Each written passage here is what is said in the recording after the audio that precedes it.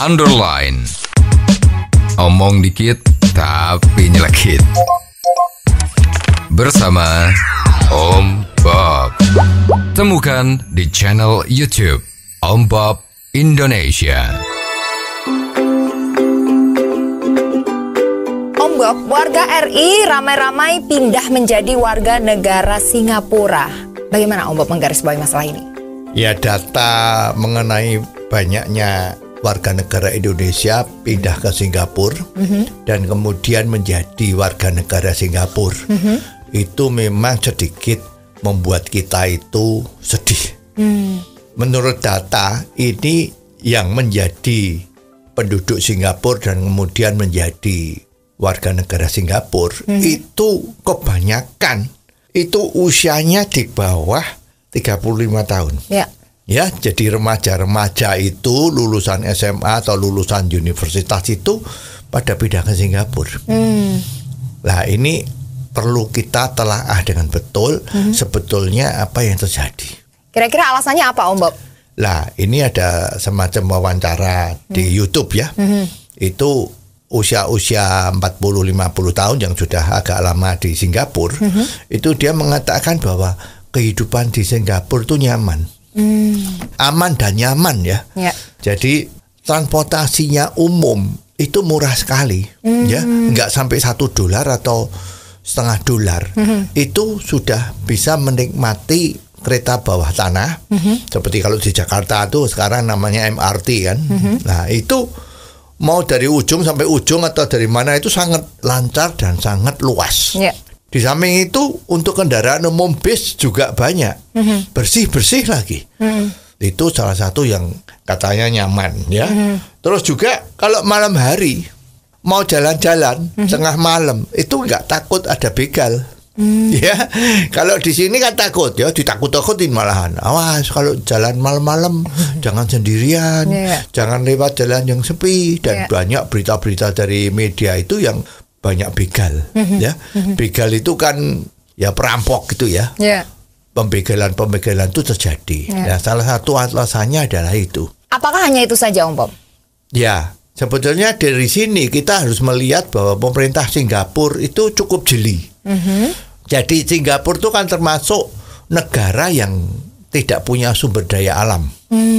Jadi dia mau tidak mau itu harus mengembangkan negaranya, walaupun kecil ya, sebetulnya dikatakan sama Jakarta ya besar Jakarta gitu ya. Itu harus mengembangkan sumber daya manusia. Karena dari manufacturing dia harus berubah menjadi negara penjual jasa. Wah, makanya pemerintah Singapura memerlukan orang-orang SDM-nya yang bagus. Lah, karena penduduknya dia itu sedikit, dan sana kalau nggak salah itu tingkat grow-nya bertambahnya penduduk itu kalau nggak salah 0. Ya, artinya jumlah yang meninggal sama jumlah yang lahir sama. Itu kan 0 ya. Nah, ini membahayakan.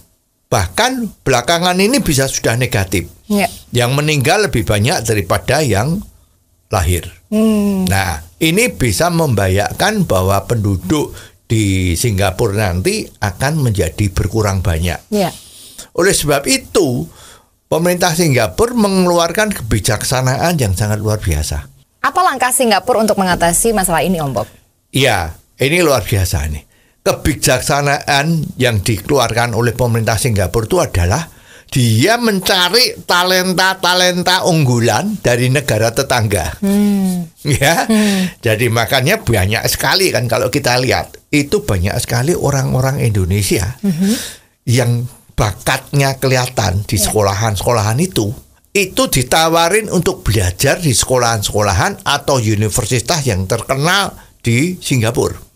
Syaratnya mudah, tuition fee-nya yaitu uang sekolahnya gratis. Masih dikasih asrama, masih dikasih uang saku. Ini adalah beasiswa yang betul ya. Kalau di tempat kita kan namanya beasiswa apa? Hanya dikasih uang kuliahnya atau uang sekolahnya. Ya, tapi tidak ada yang lain-lainnya. Nah, itu kalau memang orang yang sorry kalau nggak punya, orang yang golongan tidak punya, itu apa cukup untuk belajar pinter itu hanya dikasih uang kuliahnya saja atau uang sekolahnya saja, yang relatif sebetulnya nggak begitu tinggi, ya.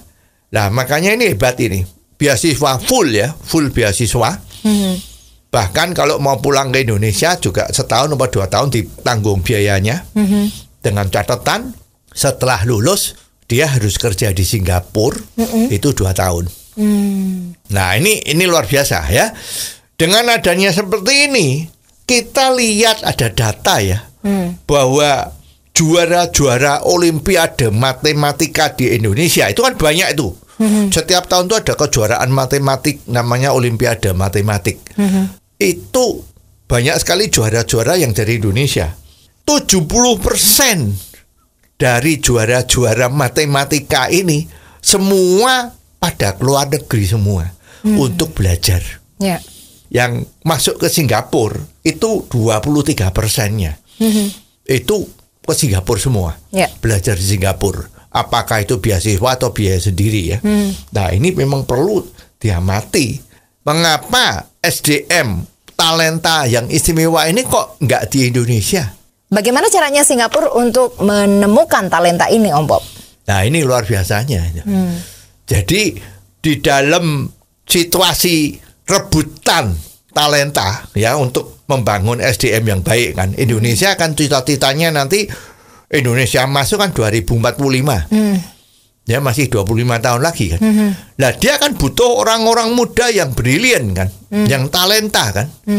Maka ini boleh dikatakan seluruh negara di dunia ini itu saling merebut ya. Jadi ini perang ya, perang untuk mendapatkan talenta yang hebat agar bisa menjadi penduduknya atau warga negaranya.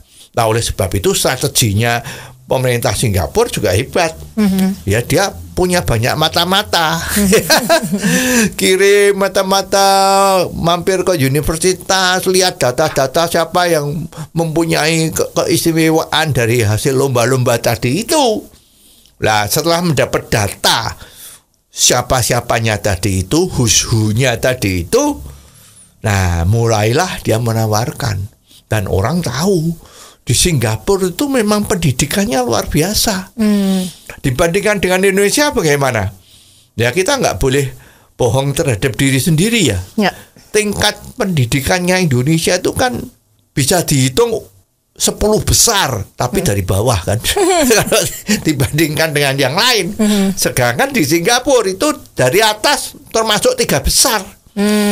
Siapa yang tidak ngiler kalau kepengen pendidikannya di Singapura? Ya. Bagaimana dengan Indonesia, Om Bob?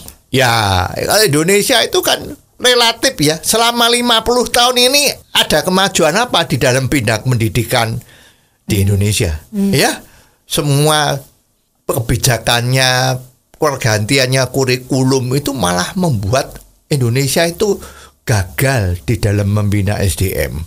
Ya, terbukti banyak itu kan, viral itu kan.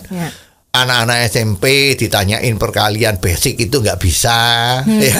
Pecahan ditambah pecahan nggak bisa, ya. Nggak cuma itu, juga dunia perusahaan di Indonesia itu mau mencari tenaga kerja itu nggak bisa. Bisanya yang bagian bawah, tapi yang tengah itu udah nggak ada juga, susah setengah mati.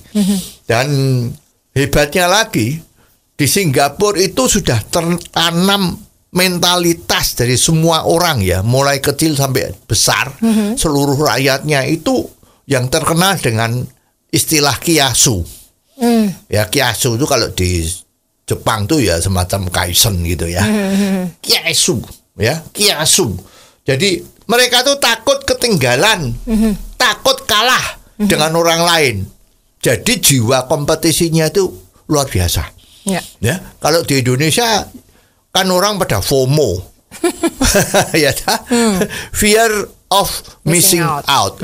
Cuman takut kalau tidak tahu di mana kuliner yang enak, di mana pemandangan yang bagus, ya, di mana suasana malam yang paling indah. Lah ini di Indonesia terkenalnya itu. Jadi ini harus dilakukan oleh pemerintah Indonesia dan teman-teman kita semua itu harus mulai memikirkan, ya, apakah budaya melihat TikTok di Indonesia yang seharinya itu 6,5 jam, nomor 1 di dunia ya. Itu diteruskan atau malah dari diri kita sendiri sebagai orang tua melarang anak-anak untuk mainan HP tadi itu. Nah, agar supaya betul-betul SDM di Indonesia nanti itu jangan sampai ketinggalan. Ya, jadi masalah ini sudah sangat kritis. Ya, mudah-mudahan di waktu-waktu yang dekat ini kita semua mau berubah agar talenta-talenta dari Indonesia ini jangan sampai pindah ke luar negeri. Oh, jadi begitu ya Om Bob. Jelas deh sekarang. Terima kasih Om Bob untuk waktunya. Sampai ketemu lagi di waktu yang akan datang. Saran dan masukan WhatsApp ke 0878 5590 7788. Underline. Omong dikit tapi nyelekit. Bersama Om Bob. Jika Anda suka dengan channel ini, jangan lupa subscribe, like, dan komen.